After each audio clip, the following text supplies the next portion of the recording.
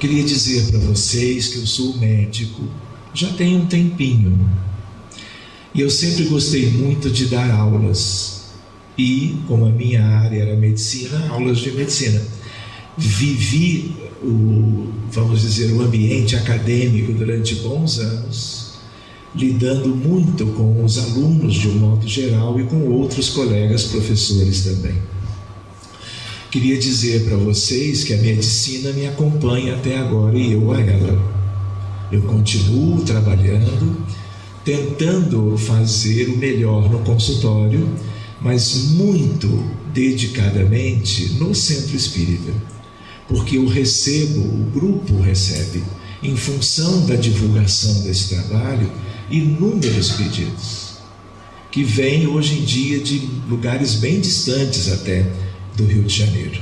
E hoje nós temos o WhatsApp, temos o Messenger do Facebook, temos e-mails, temos várias maneiras de contato, afora o telefone em si. Não é? Eu tenho até 2 aparelhos e eles não param. Isso em função de que nós temos, vamos dizer assim, nós vivemos na Terra e a Terra é um mundo hospital. Não pensemos que isto aqui é uma referência de mundo. Só reencarna aqui, em linhas gerais, quem é doente do ponto de vista espiritual. Quem já teve alta ou nunca adoeceu, só vem para cá em missão, em tarefa mais relevante. Vocês entendem? Alguém pode dizer então, eu fiz todos os exames que a médica pediu. Na verdade, eu que pedi e a médica fez aquela história de uma bateria de exames. E ela cumprimentou você porque todos os exames eram normais. E isso é muito bom. Depende também do que ela solicitou. Mas, em geral, o tal do check-up, muitas vezes o resultado é impecável. Mas 6 meses depois pode surgir uma neoplasia, um tumor de 6 centímetros, que vai requerer todo um tratamento oncológico, toda uma perspectiva de cirurgia para a retirada do tumor, a possibilidade de poliquimioterapia, imunoterapia e radioterapia, o arsenal terapêutico da oncologia, que é a especialidade médica que lida com tumores.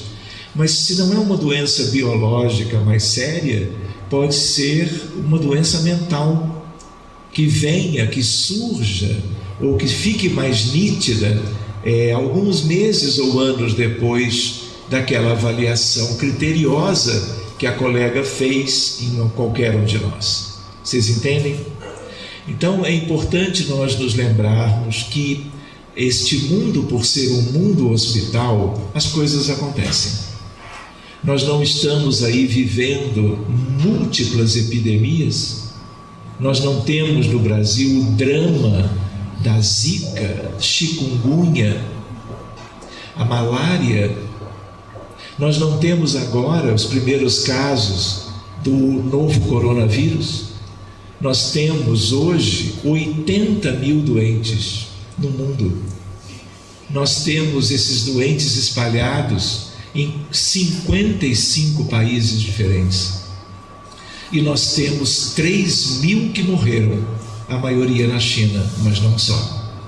Isso é apenas o exemplo atual de preocupações relacionadas à doença e cura.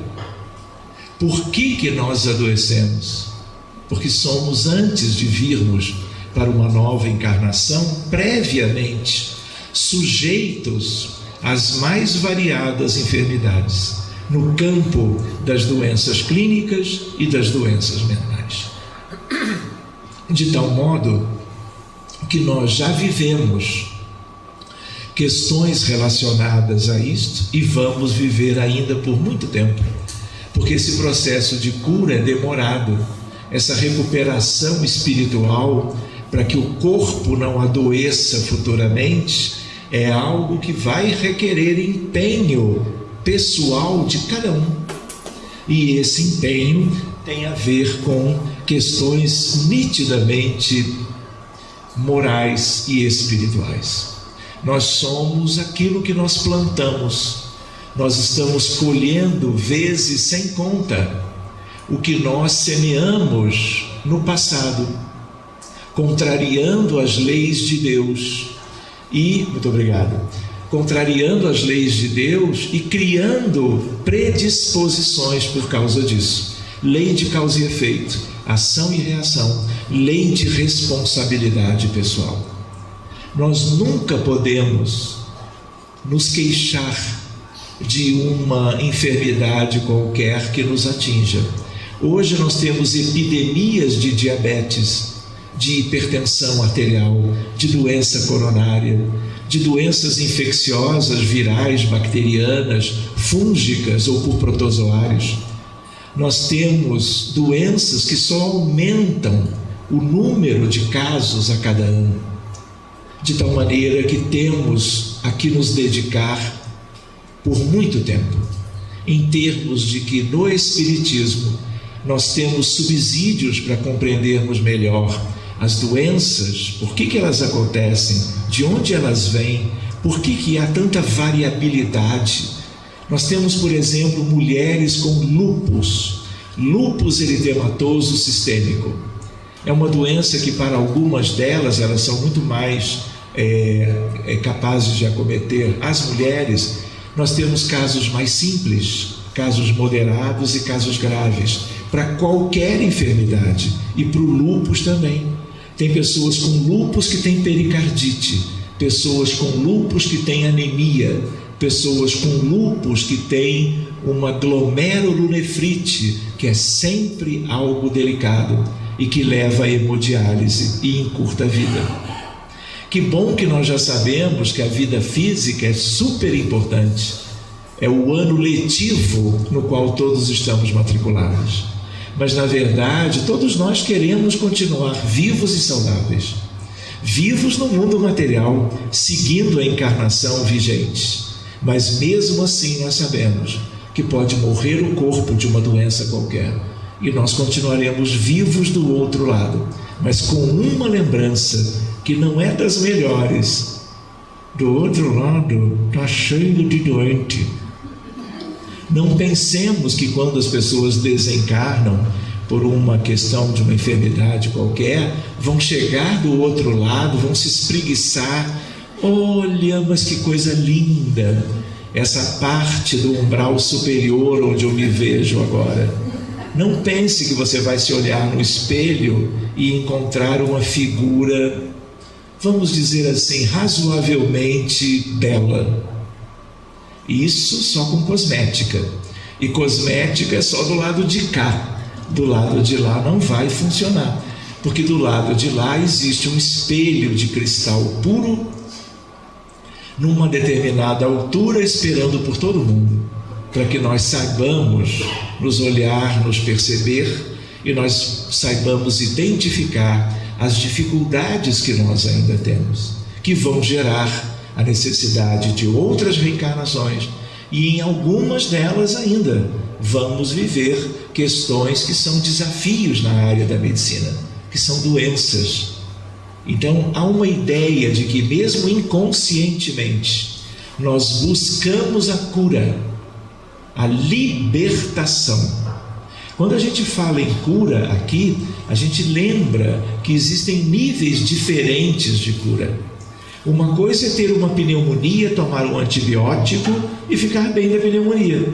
Isso é bem simples. Mas a gente lembra que tem outras doenças que vão requerer inúmeros procedimentos médicos. Lembrando que muitas vezes uma doença mental ou até uma doença clínica numa pessoa qualquer, de qualquer idade, faz com que a família inteira sofra ou até adoeça junto. Então, meus amigos, eu sei que alguns de vocês talvez sejam da área médica, talvez a maioria não, mas nós precisamos refletir sobre tudo isso. Quando eu falo agora em cura, estamos nos lembrando de que espíritos já viveram isso aqui, mas progrediram tanto que não reencarnam mais na Terra. só se quiserem, por livre e espontânea decisão e com o objetivo de guiar, de proteger, de conduzir, de auxiliar segmentos maiores ou menores da humanidade. Quanto maior a elevação espiritual de qualquer um, quando este ou esta resolvem vir, eles terão um papel importante nos destinos de um grande ou de um conjunto maior ou menor de pessoas encarnadas. Então, tudo que nós estudarmos na área médica é interessante. Tudo que nós usarmos de associações entre o conhecimento espírita, a gente lembra, Espiritismo é Consolador prometido. E quem prometeu foi Jesus. Então, doutrina espírita pode estabelecer vínculos maravilhosos com todos os ramos do conhecimento. Então, eu tenho Espiritismo e Sociologia, Espiritismo e Direito, Espiritismo e Magistratura, Espiritismo e Pedagogia, Espiritismo e Astronomia, e a mais linda, talvez, pelas nossas características, Espiritismo e Medicina. São luzes para o mundo. O que você já conhecia antes do conhecimento espírita, das ciências do mundo, do conhecimento universal que se tem na Terra, tudo é iluminado, ou pode e deve ser iluminado pelo conhecimento espírita. E essa fronteira, essa interface entre medicina e espiritismo, ela não só é admirável, eu diria, mas ela enseja progresso para a medicina, e uma medicina nova já chegou. E a medicina nova que chegou, ela é mediúnica, e nós chamamos medicina mediúnica do futuro.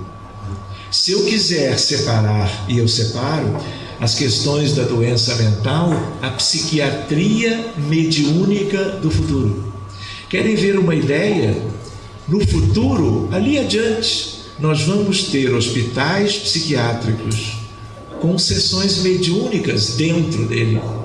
Nós vamos ter hospitais gerais de pediatria, de clínica, de cirurgia, para tratar de todo tipo de patologia humana conhecida, e em paralelo nós vamos ter equipes que vão de leito em leito, de quarto em quarto, para oferecer a oração, a prece intercessória, a imposição de mãos, o magnetismo ou o passe terapêutico.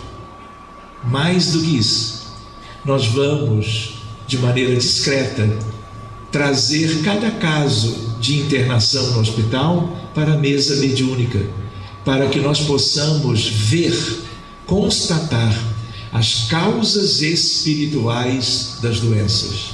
E aí vem uma outra questão, que eu falo assim de um jeito um tanto afirmativamente, mas gente, não existe doença grave que não venha do mundo espiritual, que não seja algo do espírito, da alma do encarnado. Não existe.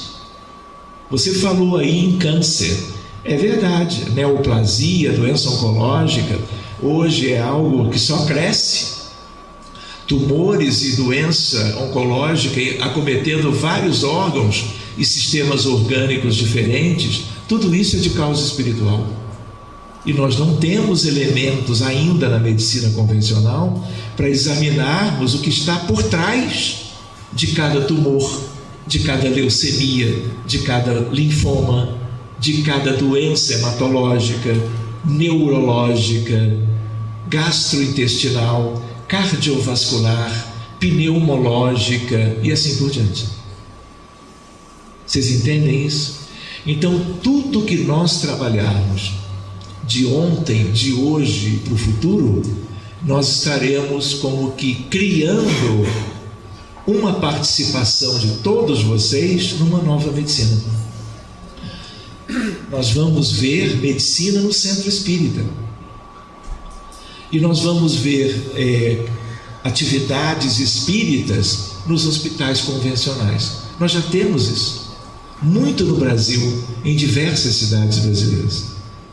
Posso contar uma pequena ideia, assim, que é interessante? Eu ia deixar para contar no final. Mas, por exemplo, quando foi Madrid, 14 a 18 de setembro de 2014, Congresso Mundial de Psiquiatria. Fomos a Madrid apresentar o resultado do trabalho mediúnico de Centro Espírita em Copacabana, no Rio de Janeiro, onde estamos até hoje, em que nós cuidávamos, como cuidamos até hoje, de pacientes com transtornos mentais, numa abordagem dupla, reunião de desobsessão, para cuidar e abrir casos individuais de todos os diagnósticos comuns de doenças mentais e mais a fluidoterapia espírita, ou, dito de outra forma, o passe terapêutico. Todo passe é terapêutico, mas existe o passe do trabalho público doutrinário, da palestra pública, que todos ficam para receber junto da água fluidificada. Não é isso típico do movimento espírita? E esse passe, ele tem um valor enorme, mesmo que pareça simplesinho, que ele não chame a atenção, pode ser a justa oportunidade do mundo maior estar agindo no perispírito de cada um de nós preventivamente. Olha, ele agora merece, porque ele mudou a vida dele. Ele agora não faz mais isso, não faz mais aquilo, e olha o que ele faz agora, ou ela. Então ele está, ou ela, demonstrando mudança. E isso chega ao mundo superior. E eles têm a oportunidade do trabalho público para gerar a instrução, o conhecimento teórico, mas usar o passe do trabalho público para agir nas células físicas, nas células perispirituais e na alma em si do encarnado que ali está. Pois bem, passou um determinado tempo e eu achei que eu devia viajar de novo. E agora, em agosto último, nós fomos para uma nova edição do Congresso Mundial de Psiquiatria.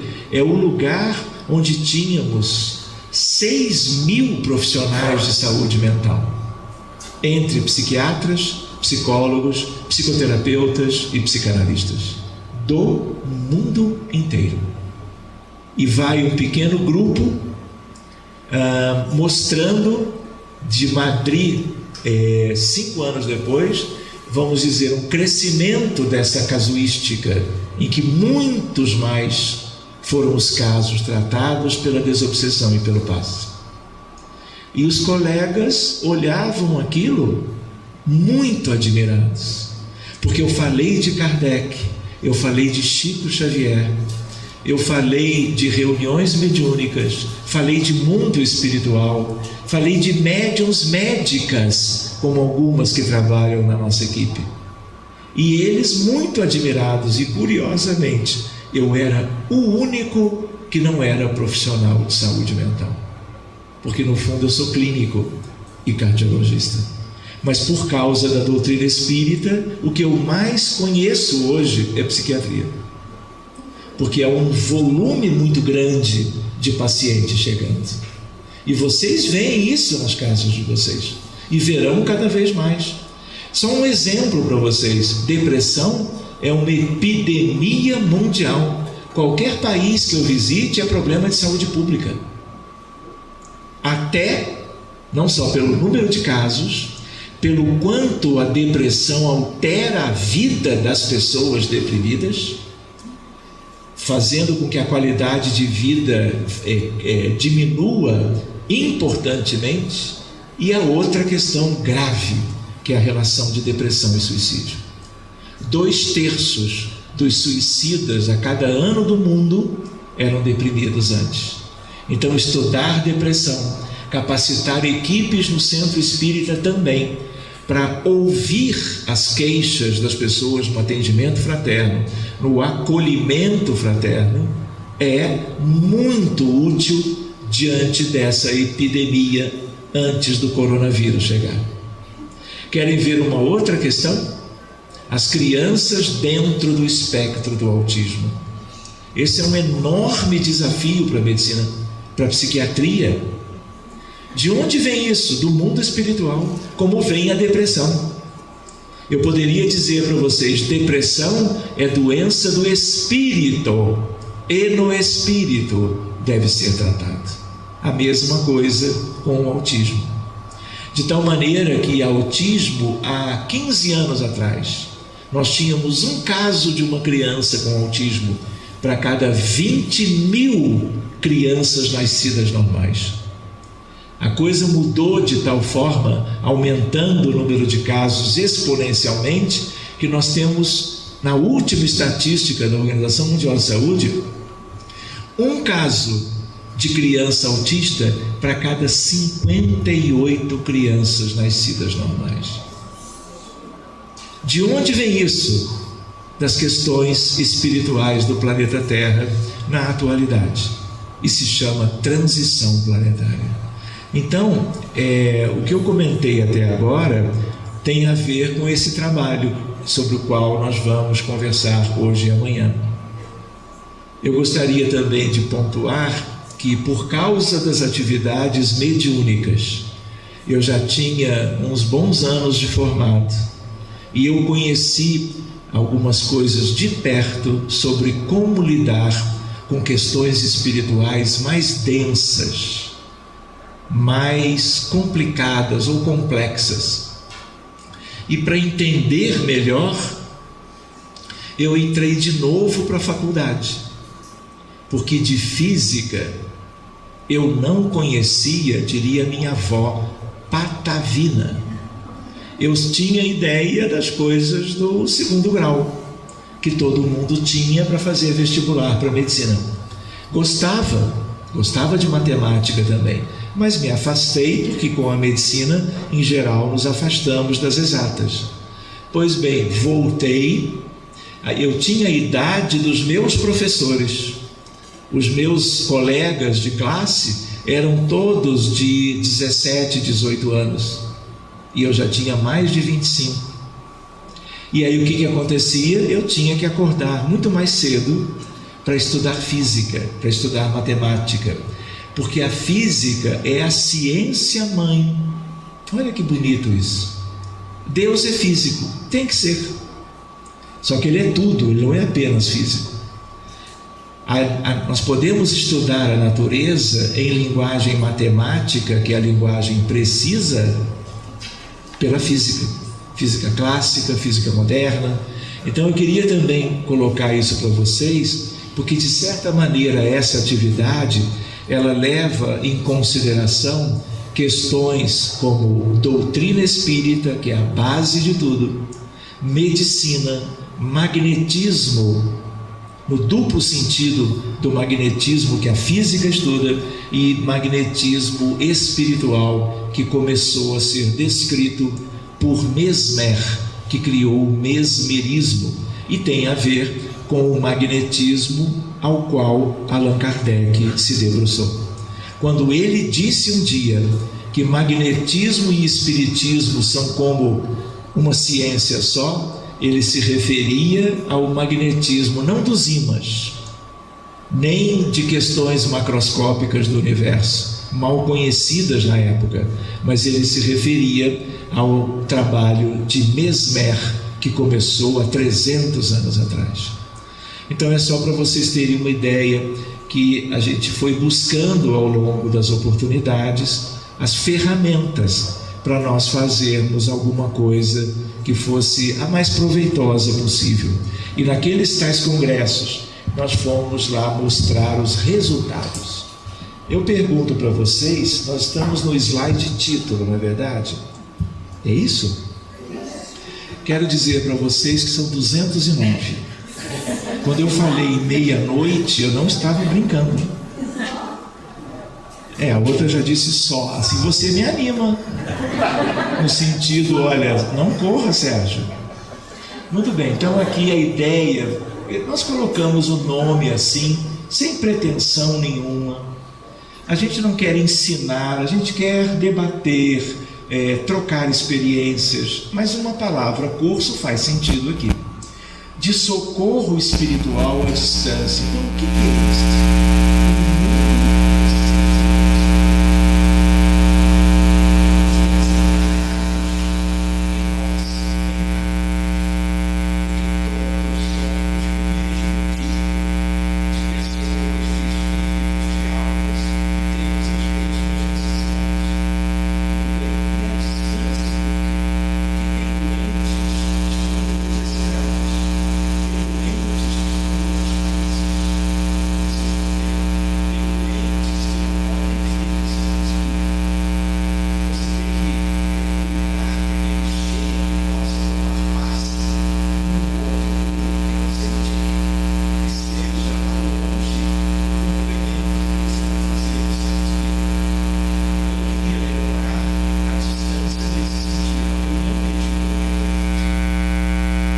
Raramente eu encontrei reuniões mediúnicas com pacientes e familiares presentes. Isso existe.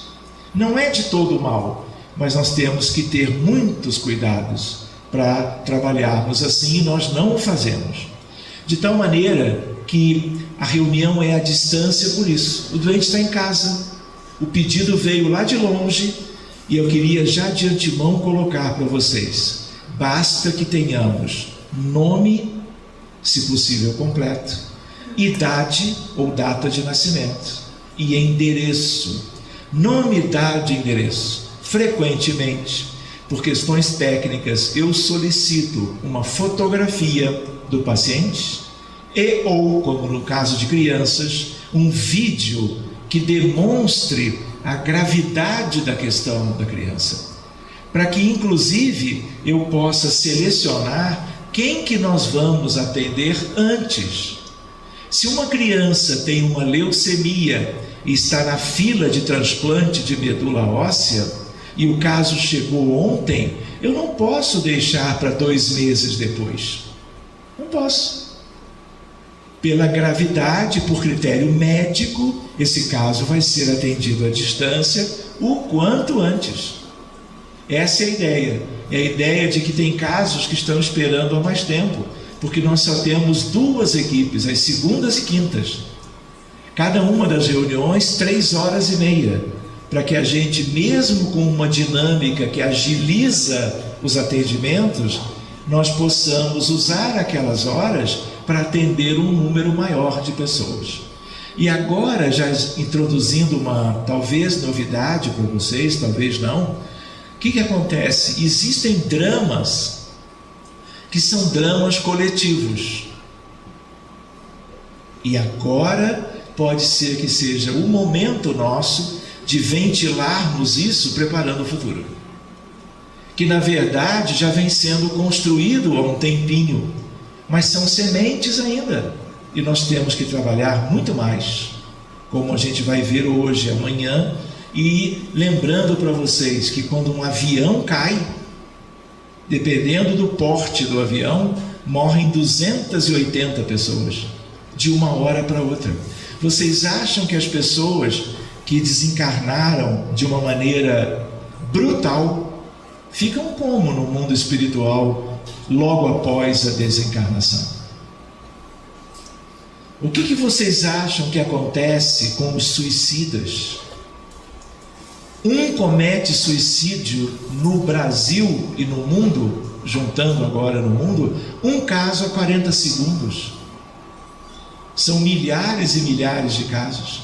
Querem ver uma outra questão? Outro genocídio, o aborto induzido no mundo. É uma tragédia mundial a cada ano. E poucos falam disso, por motivos A, B, C ou D. E aí o que acontece? Vocês acham que as crianças, os fetos retirados do útero materno, vão ficar bem no mundo espiritual? Vão, como eu disse antes, vão se espreguiçar e dar um beijinho na fronte da mãe e do pai e vão subir para prepararem uma talvez nova oportunidade?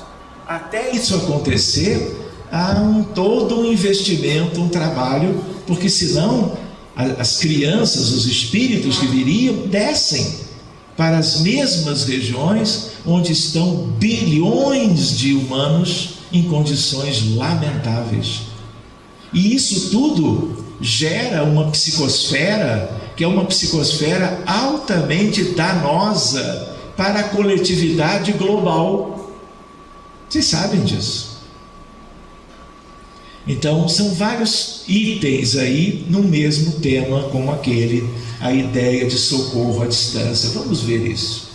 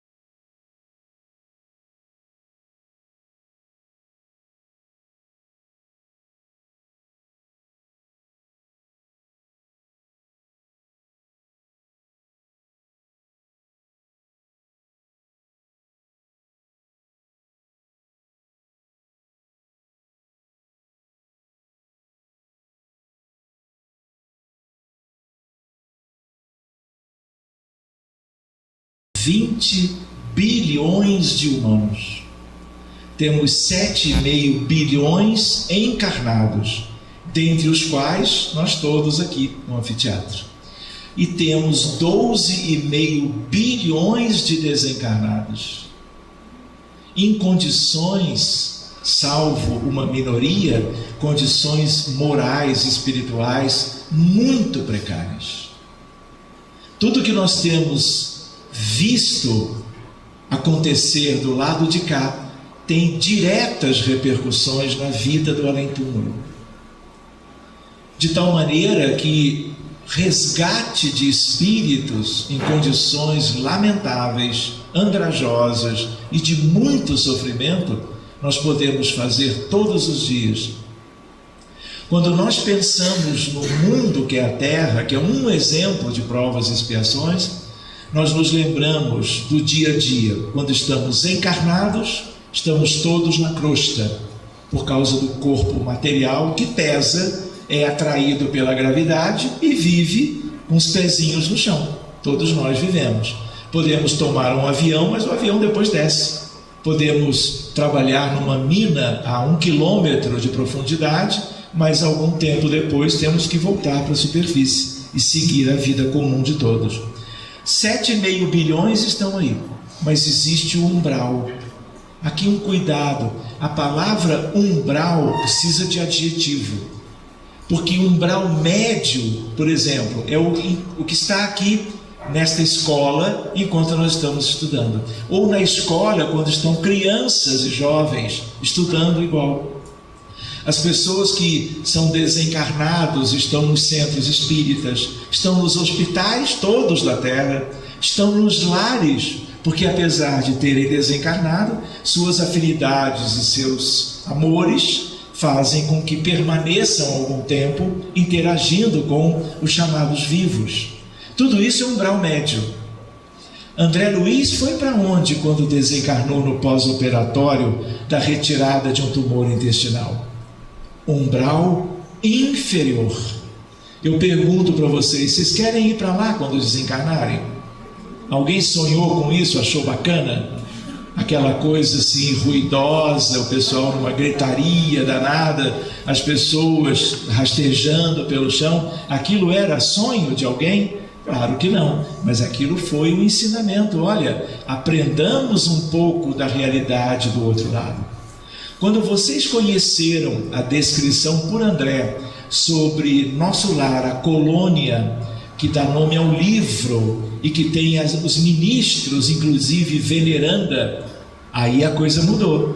Vocês não começaram a conversar mentalmente com a turma de lá? Tipo, olha, eu quero. Sonhando e batendo aquele papo informal. Olha, quando eu morrer, reticências. Bastou dizer isso, já alcançou a colônia. E a ideia qual foi? A ideia de nós sonharmos, de desencarnarmos e vivermos num lugar como o descrito pela obra de André Luiz. Não é verdade? Foram 2,5 milhões de exemplares do livro comercializados, livro febiano. Por coincidência, na época, foram 2,5 milhões de pessoas que foram às salas de cinema para ver a película baseada no livro. Vocês já imaginaram quantos pedidos para Veneranda? Porque André Luiz não falou de mais ninguém. Não é verdade? Quem é que introduziu Veneranda naquela história? Vocês não leram? Alô? Que silêncio é esse, gente? Vocês lembram numa altura, André Luiz já melhor, já conhecendo alguma coisa da colônia, ele faz o quê? Ele chega para o instrutor e diz: olha, eu sou médico e eu estou vendo doentes chegando aqui toda hora. Eu poderia ajudar como médico. Posso? E não é que ele recebeu um não.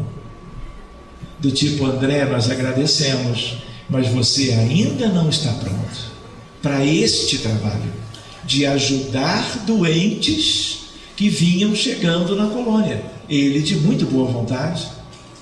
E aí o que acontece? Olha, para você se preparar, eu vou lhe enviar, lhe sugerir um lugar de treinamento e você vai estagiar por ali um tempinho. Para onde ele foi?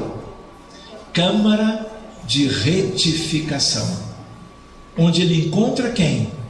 Narcisa, aquela que com vassoura, pano de chão, limpava os dejetos dos pacientes internados ali. E é ela, Narcisa, que introduz André para o conhecimento sobre Narcisa. Narcisa é uma das ministras da colônia. E Narcisa, André, tem 1 milhão de horas trabalhadas, sem reclamar, sem esmorecer, sem tirar férias. Palavras de André Luiz, na verdade de Narcisa para André Luiz. E ele fica já começando a gostar de Narcisa, não é? Encantado pelas características que ele ouvia a respeito dela. Pois bem, ele se prepara e depois então ele segue e vai trabalhar. Vocês lembram que vocês queriam ir para nosso lar? Querem até hoje? Quem não quer? E eu lembro, lá também é um umbral, só que é um umbral superior. Por isso a gente tem que adjetivar umbral médio, umbral inferior e umbral superior. Superior ao umbral superior, a esfera de arte, cultura e ciência.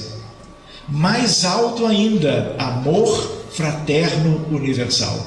E a mais alta de todas, a do governo da vida.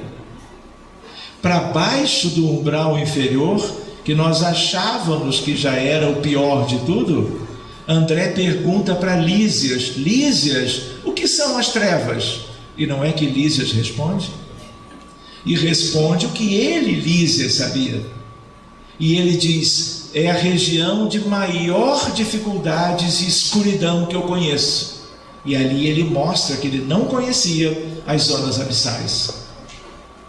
E a gente lembra que dos 12,5 bilhões de desencarnados, a maioria vive do umbral inferior para baixo. Esse é o nosso mundo. Além de ser um grande hospital, é um educandário para espíritos com dificuldades como as nossas, como somos matriculados todos aqui, para a nossa recuperação. Mas vamos adiante, considerando outras coisas. Na hora que passa, a mediunidade como tesouro instrumental da evolução humana. A mediunidade esteve sempre conosco, porque a vida na Terra sempre se dividira em mundo espiritual e mundo físico, e sempre houve entrelaçamento entre as duas realidades. O decálogo, a primeira grande revelação, as tábuas da lei, Moisés era médium. Jesus vem e fala inúmeras vezes sobre a questão da mediunidade de outro modo, mas revelando a realidade espiritual. E a terceira grande revelação é a doutrina espírita. E uma obra fundamental para qualquer um de nós é o Livro dos Médiuns, que é o livro essencial para qualquer um potencial médium conhecer isso de perto, fora outros de André Luiz, não é assim? Humberto Hermínio Correia de Miranda, Diálogo com as Sombras, nos domínios da mediunidade, mecanismos da mediunidade. Precisamos nos deter isso tudo, e aí nós nos lembramos, isso faz parte da história. O próprio Espiritismo começa com as mesas girantes, e um dia Allan Kardec se interessa e vai ver de perto, e a mente curiosa de Kardec vai dar ensejo a tudo que veio depois por ele e pelas médiuns da codificação, todas jovens de uma maneira geral, adolescentes, a grande maioria delas. Não é assim? Então, mediunidade nós precisamos conhecer de perto, exercer a mediunidade iluminada pelo Evangelho de Jesus e usarmos a mediunidade na medicina. Cada vez mais será assim.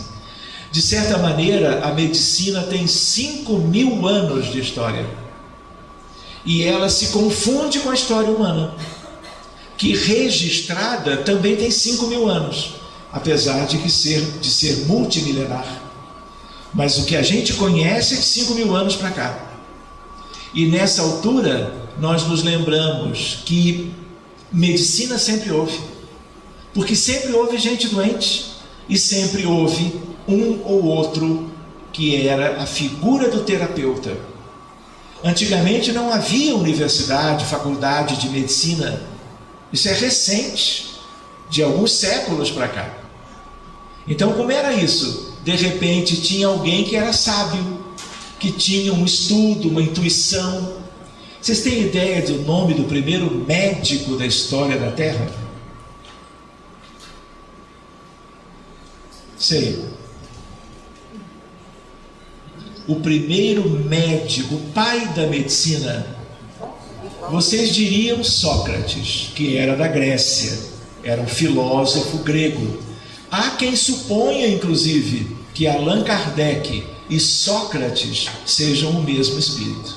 Há quem creia, e pode ser como possibilidade, não há problema nenhum. Mas antes de Sócrates, muito antes, havia um egípcio, numa determinada dinastia, e ele era muito próximo ao faraó da época. O nome dele é Imhotep. Imhotep é o verdadeiro pai da medicina. E por que isso é importante? Porque tudo que veio depois foi sendo construído nas culturas diferentes, nos países diferentes, sempre com o objetivo de ajudar o doente, de fazer algo por ele. E isso continua até hoje. E agora chegou o tempo de um paradigma novo. Paradigma é modelo. Qual é o modelo vigente na maioria do mundo? O modelo materialista, mecanicista.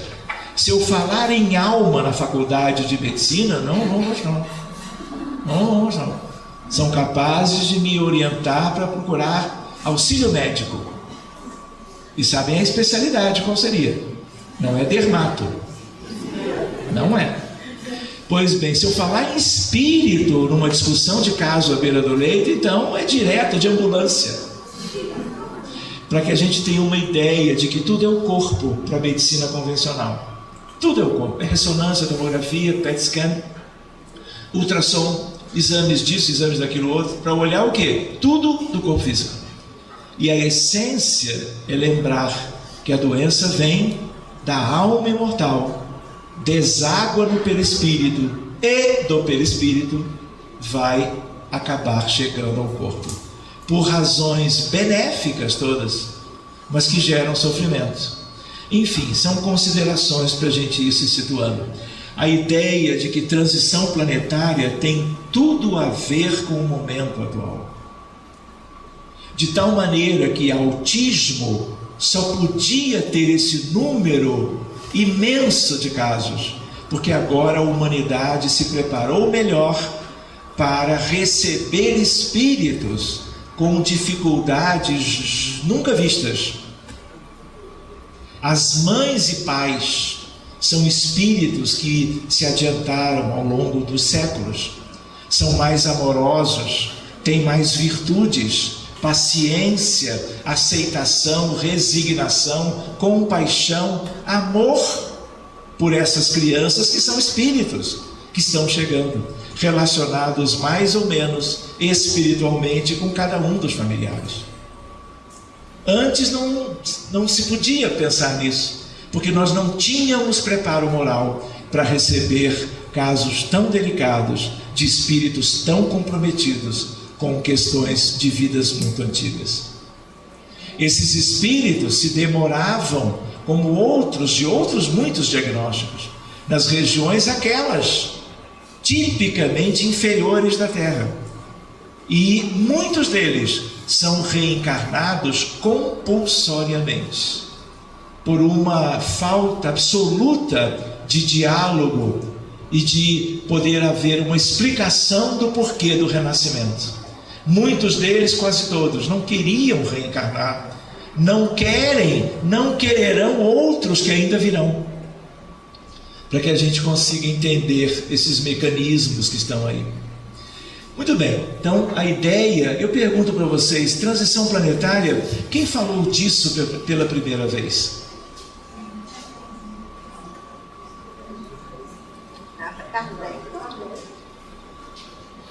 Muito bem, é uma expressão que vem sendo muito usada de 20, 15 anos para cá, dentro do movimento espírita. E alguém poderia pensar que fora A, B, C ou D, que usou isso num estudo, numa palestra, numa apresentação, trazendo como uma novidade, mas não foi. Capítulo 18 do livro A Gênese, de Kardec. Os tempos são chegados. E ali ele vai tratar disso, ele próprio e com alguns espíritos, chamando a geração nova, falando em termos de que, olha, tem uma turma que não pode voltar mais, que será excluída, enquanto que outros de outros orbes melhores vão naturalmente substituí-las para que haja o progresso que todos desejam, pelo menos todos os espíritos conscientes. Verdade? Então essa é a época da transição, em que tudo vem se exacerbando, e a ideia é de que nós temos que nos preparar para o futuro. Nós nos lembramos, portanto, como diz Emmanuel, somos uma humanidade de 20 bilhões de almas com deficiências morais, reunidas para a reeducação e regeneração. A regeneração, no sentido cronológico, já começou. A espiritualidade usou o dia, que foi o dia 10 de abril de 2010, quando num congresso em Brasília, congresso espírita, a espiritualidade traz a ideia de todos os espíritos governantes espirituais dos países todos da Terra, reunidos enquanto o congresso se realizava em Brasília, e eles disseram, olha, a regeneração planetária, do ponto de vista de uma data marco, existe a partir de agora. Só que da data marco até a plenitude do processo, isso pode significar 10 mil anos, 15 mil anos, até que se cumpra tudo que os prazos mais dilatados possam ser oferecidos às pessoas mais necessitadas de avanço moral. Então, nós nos lembramos, 7,6 bilhões de encarnados, 12,4 bilhões de desencarnados. Reforma íntima e substituição dos vícios pelas virtudes. Somos viciosos. Enquanto formos viciosos, adoeceremos das mais variadas doenças. A virtude é que traz a cura. Por isso que a cura vem de dentro para fora, no seu nível mais profundo. Recursos que venham de fora para dentro, desobsessão, fluidoterapia, acupuntura, homeopatia, alopatia, medicina chinesa, ayurvédica, tudo é bom. Mas se também não houver um mecanismo de mudança íntima para melhor, Nós melhoramos agora, achamos que está tudo resolvido.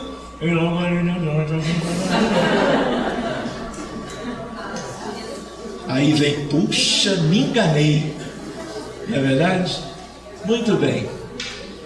Hierarquia dos mundos, olha ali, aprendemos na codificação. Olha onde nós estamos. Estamos nessa transição, mas até se cumprir a regeneração, a coisa vai longe.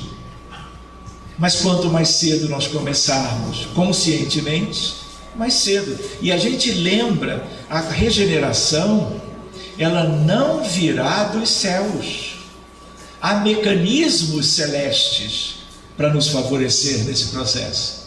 Mas a regeneração, eu preciso pensar que enquanto eu não fizer em mim esse desenvolvimento, essa capacitação, essa mudança mais profunda, o mundo não vai mudar. Se o mundo mudar na minha frente, eu vou ter que ir embora, porque eu não acompanhei, vamos dizer assim, o processo geral. Então nós nos lembramos que o cultivo das virtudes, ele é muito pessoal, tem a ver com o laboratório da vida familiar. Não é no ambiente familiar que cada um diz quem é. Não é na convivência entre as pessoas. Não é quanto a gente se mostra bonitinho na reunião, na missa, no trabalho público, né?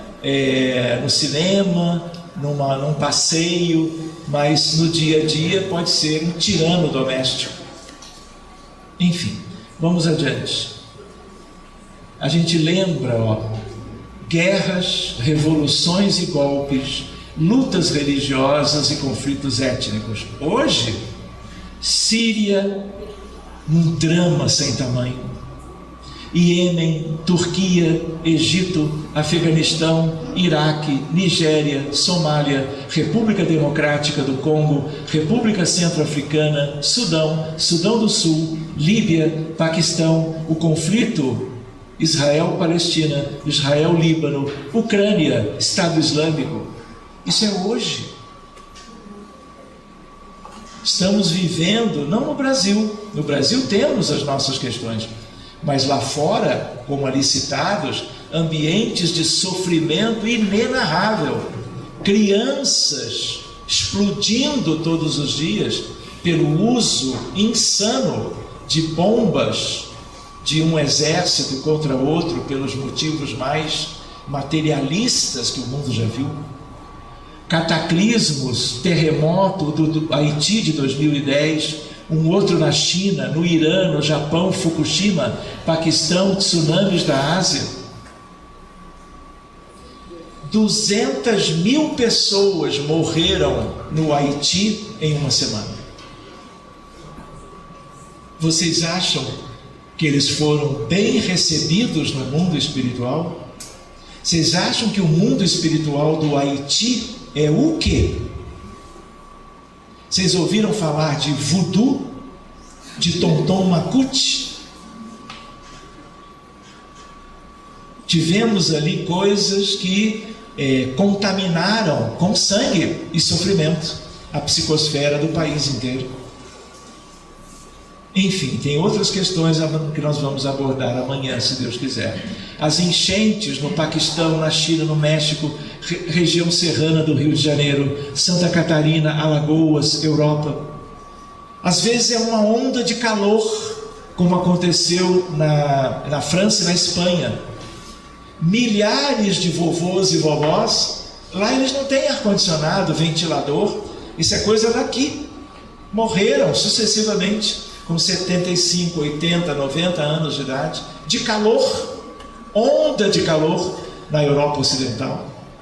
Pois bem, furacões, ciclones e tornados, o das Bahamas, o último, Dorian, morreu muita gente. O Sandy, o Katrina, o do México. De onde vem isso? Do mundo espiritual. Para onde que isso vai? É sofrimento que se mantém, se multiplica no retorno à casa paterna. Só que é uma casa no andar inferior, o subsolo da casa paterna. Vocês entendem? Se nós deixarmos, vocês poderiam dizer assim: mas e os grandes espíritos? E os espíritos que vivem nas esferas superiores? Eles descem todos, mas isso é tecnicamente irrealizável em grandes proporções, porque o hiato vibratório é enorme entre eles, os que estão na região intermediária, e os que estão mais embaixo. Reunião mediúnica está na crosta. Médiuns encarnados, vamos deixar os médiuns desencarnados agora de lado, estão na reunião mediúnica exatamente favorecendo o entrelaçamento entre a espiritualidade superior e a espiritualidade inferior. E isso tem um valor incalculável, e só agora que nós estamos nos dando conta.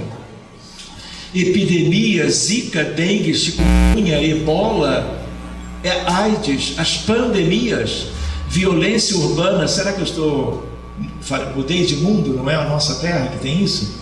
Violência urbana, dependência química, tráfico de drogas, milícias, guerra urbana, não em Ribeira do Pombal, mas vai ver lá na cidade que eu moro, e em tantas outras. Pois bem, corrupção na política, não, me enganei de mundo, não é verdade? Desvios morais, pedofilia, feminicídio, nós atendemos isto.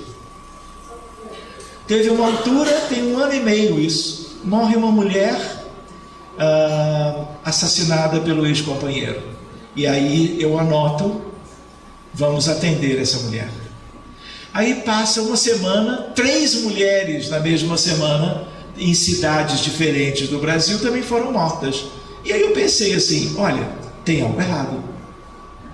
O feminicídio nós nunca tínhamos atendido, apenas o resgate individual. E aí eu pensei assim: aí tem coisa. Em que sentido? Em sentido de que existem seres no mundo espiritual inferior que promovem isto, que inspiram ex-companheiros, ex-maridos, maridos, namorados, em geral é quase sempre de homem em relação a elas. E aí nós nos deparamos com as trevas profundas do planeta. Vou usar uma terminologia que talvez vocês só tenham ouvido falar: dragões abissais. E para lidar com eles, se nós trabalhamos numa reunião mediúnica mais simples, sem essa possibilidade, nós vamos atender espíritos de uma certa hierarquia. Mas a turma do mal mesmo não. Vocês pensam que os espíritos superiores vão lá embaixo para buscar os predadores para eles incorporarem na reunião mediúnica? Não, mas isso pode ser feito, e nós vamos ver isso amanhã. Preparem-se. Enfim, reparem, homofobia, violência doméstica, não são os problemas atuais no Brasil e no mundo? Talvez outros ainda aumentando a lista. Miséria, fome, desnutrição, precedentes, desemprego em diversos países. Vocês acham que não tem treva? Isso é um espírito. Como vocês viram, é um espírito feminino, muito afim, e às vezes eu me entusiasmo na hora de falar. Ela ouve e diz assim: espera um pouquinho que eu vou buscar. E aí ela busca lá a informação, porque ela ouve, e identifica a nossa voz. E eu deixo ela falando sozinha. Seja como for, foi a primeira vez. Quando chegar a 4ª vez é hora de encerrar, porque ela perde a paciência e aí nós temos que ir embora mesmo. Tá bem? Muito bem, então a ideia qual é? Isso tudo tem causas espirituais individuais de um coletivo menor, progressivamente maior. E esses espíritos estão dominando boa parte da vida humana, individual e coletivamente falando. E nós temos que conhecer a respeito. E aí eu vou lembrar 3 coisas. 2 eu já me lembrei. Existe um artigo que eu posso mandar para os nossos irmãos que nos dirigem, de Manuel Filomeno de Miranda, por Divaldo Pereira Franco. Foi publicado no Reformador, um dos meses, se não me engano, maio de 2010. É uma peça literária ótima para nos dar uma ideia do que são as trevas. Então é uma primeira leitura, e acho que tudo isso vocês precisam conhecer. Porque o médium que não conhece essas regiões do nosso mundo não consegue entrar neles. Se os médiums não entram, os espíritos de lá não são trazidos. E o processo é muito mais demorado de recuperação. Muito bem, existe um livro, é esse livro, por coincidência, O Poder das Trevas, é um dos capítulos. Esse livro é um livro de cabeceira, há muitos anos. De certa maneira eu vi ele sendo escrito nas reuniões mediúnicas do Grupo Ismael, que é o grupo mediúnico da FEB, na Avenida Passos, número 30, no Rio de Janeiro. A sede hoje chamada histórica, porque a sede principal há muito tempo é em Brasília. Muito bem, o prefácio do livro é de meu pai. A sede de Brasília foi construída por ele. Quando ele era, com toda uma equipe, ele estava na presidência da Federação Espírita Brasileira. Esse livro foi um livro que ele teve que lutar muito para que ele saísse, porque ele diz coisas que os outros não conhecem. Áureo, que é o autor encarnado, é Pascal, Blaise Pascal, que é um filósofo católico, era um físico. Muitas das leis da hidráulica, que é um ramozinho da física, foram descritas por Pascal. E ele é um lindo, é uma mente brilhante, eu diria. E ele, desencarnado, é Áureo. E Hernani Trindade Santana, o médium de Áureo. E o livro principal de todos os que o médium este escreveu, com Áureo e com outros espíritos, é Universo e Vida. E aí tem um capítulo chamado O Poder das Trevas. Muito bem, essa leitura é interessante, como a de Reformador, que eu posso depois enviar uma cópia, e essa cópia pode ser distribuída por WhatsApp para todo mundo. Tá bem? Aliás, esse PowerPoint também fica à disposição de vocês, porque não digo os doentes por causa das imagens, mas eu digo em relação à organização do estudo. Entenderam? Muito bem, seguindo adiante. Isso aqui não é nosso? Isso tem acontecido há anos na Terra. E a gente pensa, isso aqui é no Iraque, isso aqui é na África. Revoluções sangrentas, a fome que ainda impera num mundo que manda artefatos a outros mundos, satélites, e assim sucessivamente. Então a ideia qual é? Isso tudo é nosso. Alguém pode dizer, mas é na África. Mas a África é nossa. Nós não podemos pensar mais só no Brasil, nos brasileiros, na Bahia. Vocês entendem o que eu quero dizer com isso? Existe uma lei que é da física moderna, que é da mecânica quântica, que significa entrelaçamento. Manuel Filomeno de Miranda um dia disse, toda vez que você fizer algo a bem de todos e evoluir espiritualmente pelo bem que realizou, você ascende espiritualmente. Quando você sobe, sem você pensar nisso, você leva a humanidade inteira, quanticamente falando, para cima. Mas a lei é a mesma. Toda vez que você age criminosamente e contraria, por isso mesmo, as leis de Deus, você não retrograda, porque isso não existe na lei. Mas o teu perispírito se torna mais pesado, mais denso, e o campo gravitacional te atrai para baixo. No que você desce, descemos todo mundo. Então a ideia qual é? O que eles sofrem, as lágrimas deles repercute em todos nós, mesmo que com determinadas proteções conscienciais nós não nos damos conta disso. Por isso que o amor é a virtude maior que pode mudar isso tudo, onde isso tudo ainda exista, e pode nas preces, nas rogativas, nos mecanismos de fraternidade ativos, você pode mudar isso tudo gradativamente. Ficar em casa é muito fácil. Ligar a televisão e ver novela tem sido um hábito lamentável, promovido por toda uma indústria e gerando estagnação para os brasileiros. Enfim, reparem, terremoto no Haiti, os cataclismos, amanhã nós vamos falar disso um pouquinho.